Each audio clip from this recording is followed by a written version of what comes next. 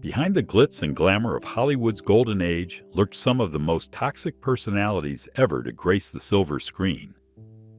These weren't just difficult stars having bad days.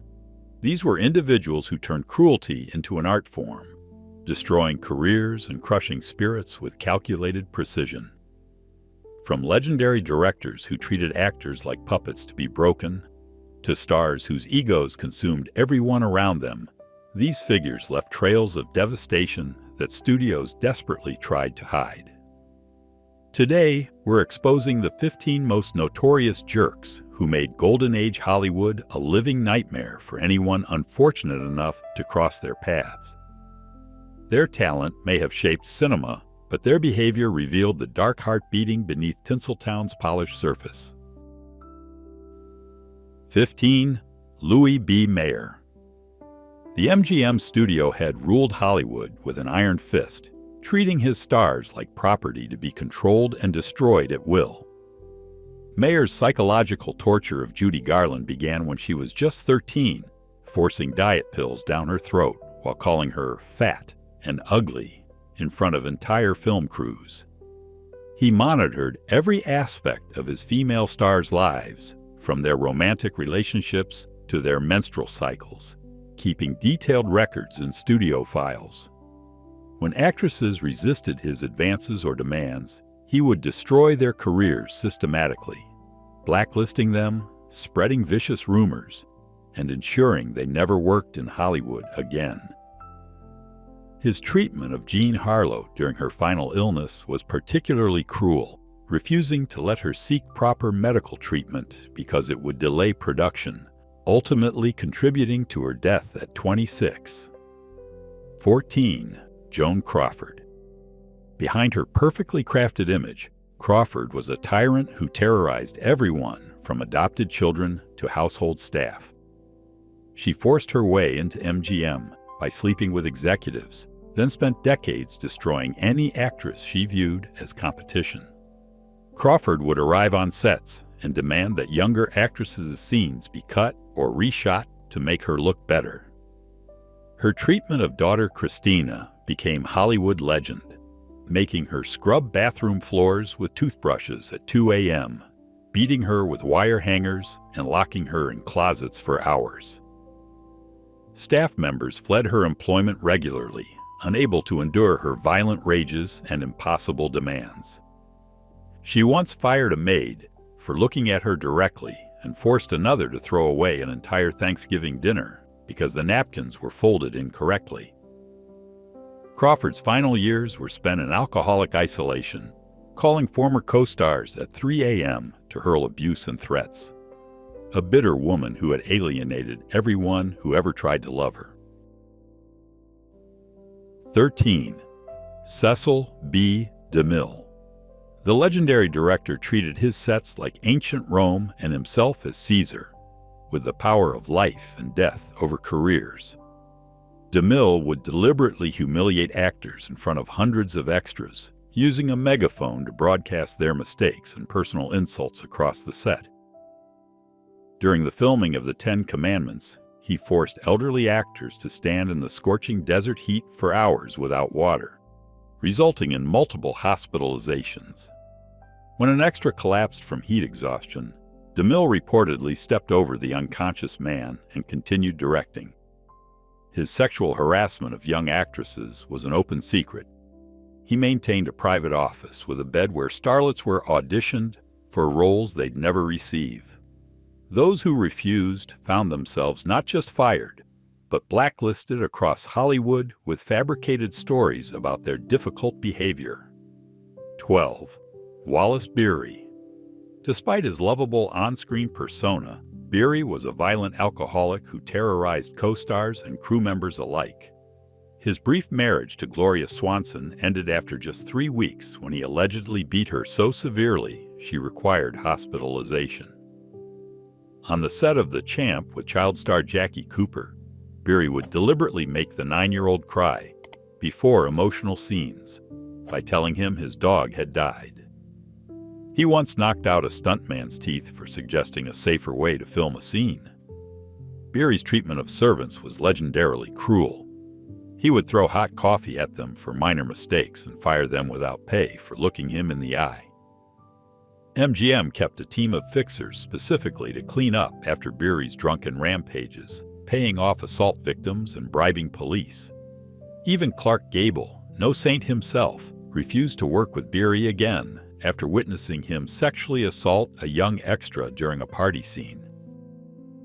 11. Harry Cohn. Columbia Pictures president was known as White Fang for his vicious treatment of everyone under his control. Cohn installed hidden microphones throughout the studio to spy on his employees and would fire anyone who criticized him, even in private conversations. He took particular pleasure in destroying actresses who rejected his sexual advances. Rita Hayworth endured years of his abuse while he controlled every aspect of her career and personal life. During meetings, he would openly discuss female stars' bodies like cattle at auction, making degrading comments about their weight, breast size, and sexual availability. When Kim Novak began dating Sammy Davis Jr., Cohn threatened to have Davis killed if he didn't end the relationship immediately. His funeral in 1958 drew huge crowds, prompting Red Skelton to quip, "It proves what Harry always said. Give the public what they want, and they'll come out for it." 10. Bette Davis. While celebrated for her fierce talent, Davis was equally notorious for her cruelty toward rivals and co-stars. She deliberately sabotaged Joan Fontaine's scenes in multiple films, standing in her light and feeding her wrong cues to ruin takes. During the filming of Whatever Happened to Baby Jane, she actually kicked Joan Crawford in the head during a scene, claiming it was an accident while crew members reported seeing her practice the move beforehand. Davis would spread vicious rumors about younger actresses, calling studios to report fake pregnancies or affairs to get them fired. She once had an assistant fired for wearing a dress she considered too attractive. Her treatment of her own daughter BD was emotionally abusive, constantly criticizing her appearance and telling her she'd never be beautiful enough to be loved.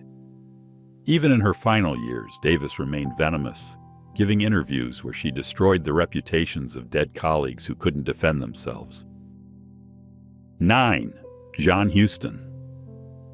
The celebrated director turned film sets into his personal torture chambers, taking sadistic pleasure in breaking actors psychologically.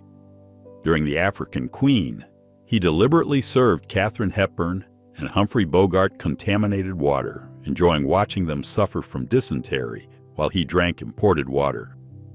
Huston's treatment of Montgomery Clift during The Misfits was particularly cruel. Knowing Clift was struggling with addiction and sexuality issues, Huston would publicly humiliate him about both in front of the entire crew. He forced Marilyn Monroe to do dozens of takes in the blazing Nevada heat despite knowing she was heavily medicated and barely coherent. Huston's gambling addiction led him to bet on whether actors would complete dangerous stunts without injury, actively encouraging unsafe conditions for his amusement. Even his own daughter Angelica wasn't spared. He would critique her appearance constantly and told her she'd never be beautiful enough to be a real actress. 8. Clark Gable.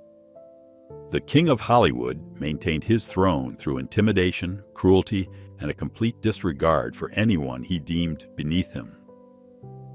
Gable's alcoholism fueled violent rages, where he would destroy hotel rooms and assault anyone who tried to calm him. He deliberately infected multiple actresses with sexually transmitted diseases, laughing about it with his drinking buddies afterward. During Gone with the Wind, he made Vivien Leigh's life miserable with constant sexual harassment and racist comments about her British accent. Gable's treatment of Loretta Young after she became pregnant with his child was despicable. He denied paternity, spread rumors that she was promiscuous, and threatened to destroy her career if she ever revealed the truth. He regularly used racial slurs toward black crew members and refused to be driven by black chauffeurs. Even his wives weren't safe from his cruelty. He beat Carole Lombard multiple times, once so severely she miscarried their child. 7. Howard Hughes. The aviation mogul and film producer's obsessive need for control turned him into one of Hollywood's most manipulative figures. Hughes would sign actresses to exclusive contracts, then refuse to give them roles, keeping them as virtual prisoners unable to work elsewhere. His treatment of Jean Peters was particularly disturbing. He isolated her from friends and family, had her followed constantly, and installed recording devices in her home. Hughes would summon actresses for screen tests at 3 a.m., keeping them waiting for hours as a power play. He destroyed Jane Russell's early career by obsessing over her appearance in The Outlaw, creating such scandal that the film was banned for years. Hughes hired private detectives to dig up dirt on anyone who crossed him, using the information for blackmail. His germophobia led him to demand that actresses undergo humiliating cleanliness inspections before meeting him. Even his business partners weren't safe. He would secretly record their conversations and use the information to destroy them in negotiations. 6. Darryl F. Zanuck. The 20th Century Fox mogul wielded his power like a weapon, destroying anyone who challenged his authority. Zanuck's casting couch was Hollywood's worst-kept secret. He maintained a private apartment specifically for inappropriate meetings with actresses, with a secretary whose job was scheduling these encounters. When actresses rejected him, he not only ended their careers, but spread rumors about their mental health that haunted them for years. Zanuck would deliberately schedule actresses' screen tests during difficult times of the month, then berate them for looking tired. He took particular pleasure in forcing married actresses to choose between their careers and their families, threatening to blacklist them if they refused his advances. His treatment of Betty Grable was especially cruel. After she aged out of his interest, he systematically destroyed her career while publicly praising her, ensuring she never knew why roles disappeared.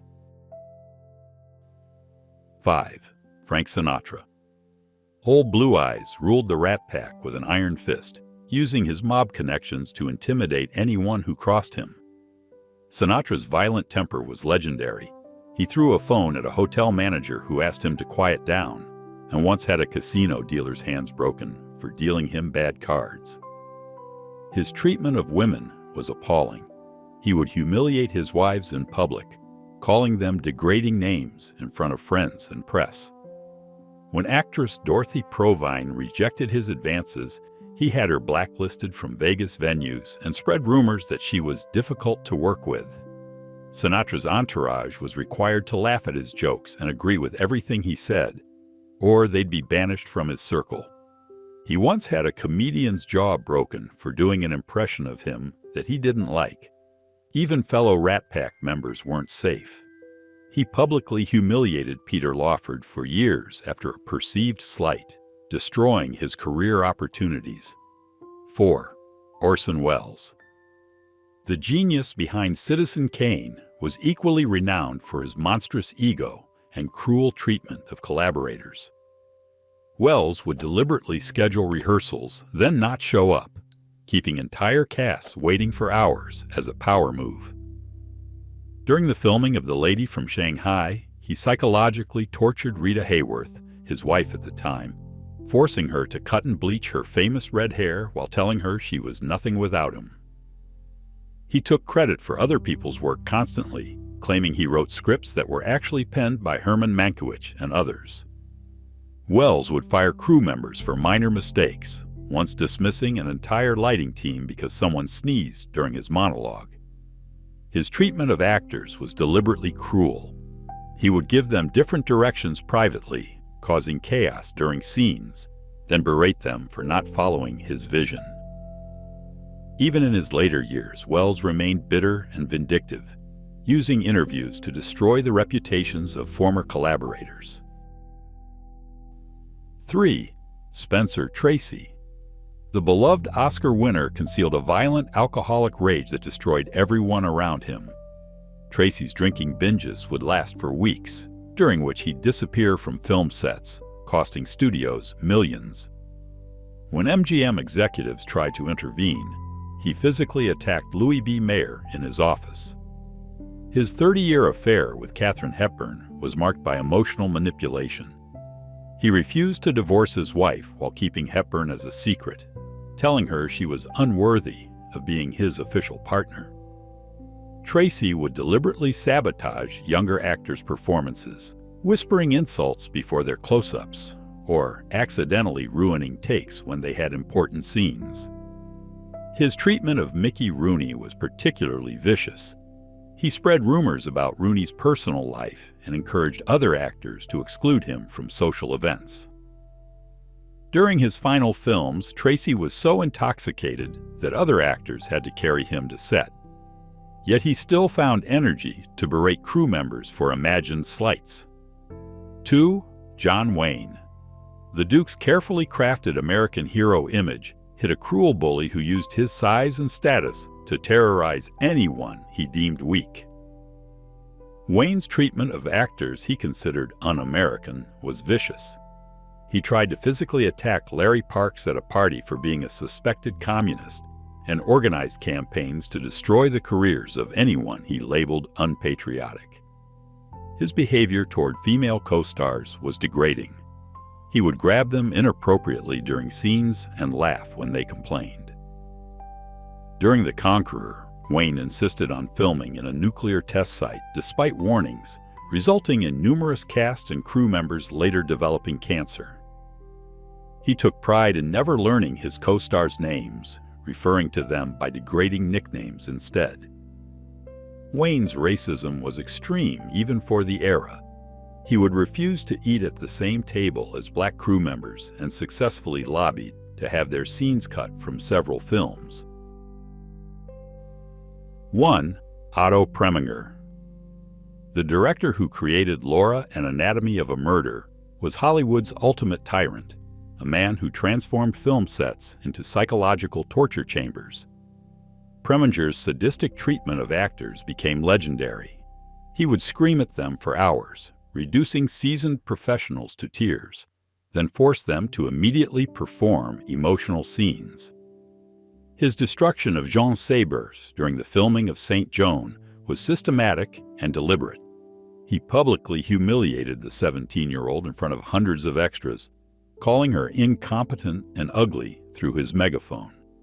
When she broke down crying, he filmed it and threatened to use the footage in the movie. During Exodus, he forced elderly actors to stand in the desert heat for entire days without breaks, resulting in 3 hospitalizations that he covered up. Preminger's cruelty extended beyond the set. He would call actors at home in the middle of the night to berate them about their performances, keeping detailed notes about their personal insecurities to use against them. His treatment of Tom Tryon during The Cardinal was so severe that Tryon quit acting entirely and became a novelist. Preminger took particular pleasure in destroying young actors' confidence. He would praise them privately, then savage them in front of the crew, a calculated technique to break their spirits. He once forced an actress to perform a scene 47 times, not because she was doing it wrong, but because he enjoyed watching her deteriorate. Even studio executives feared Preminger's wrath. He would threaten to destroy anyone who questioned his methods, and his connections to powerful Hollywood figures made him untouchable. His final years were spent in bitter isolation, abandoned by an industry that had finally grown tired of his reign of terror. Otto Preminger remains the most vicious director in Hollywood history, a man who proved that artistic genius and human cruelty could coexist in the most devastating ways possible.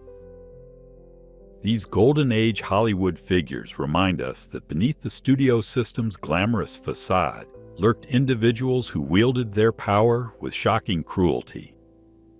From Louis B. Mayer's systematic destruction of young stars to Otto Preminger's sadistic directorial methods, these 15 personalities transformed film sets into nightmare factories, where talent meant nothing if you couldn't survive the abuse. Their legacies prove that artistic achievement and monstrous behavior often went hand in hand during cinema's so-called golden years. While their films remain classics, the human cost of creating them should never be forgotten. Which of these Hollywood monsters shocked you the most? Let us know in the comments below.